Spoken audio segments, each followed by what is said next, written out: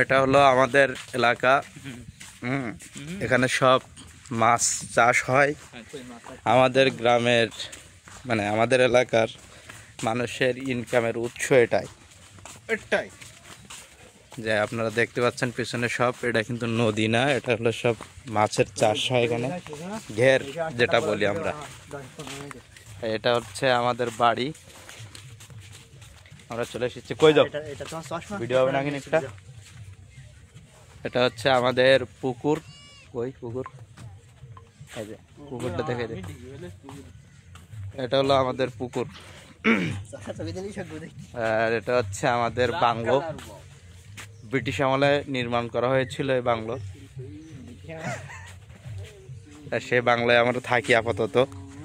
তো ভবিষ্যতে প্ল্যান আছে সুন্দর একটা বাংলো তৈরি করার। বাকিটা ইতিহাস, আল্লাহ ভরসা। আর এটা হচ্ছে আমাদের তেঁতুল গাছ। তেঁতুল গাছে যে পরিমাণ ফুল আসছে, মানে তেঁতুল যে পরিমাণ হবে, মানে এবছর, মানে এর আগে হয়নি, এ গাছে এবছর ফার্স্ট টাইম হবে। অসাধারণ, দেখতে পাচ্ছেন আপনাদের, একটু কাছাকাছি নিয়ে যদি দেখায়, অসাধারণ তেঁতুল হবে একবারে, মানে গাছ ভরা তেঁতুল।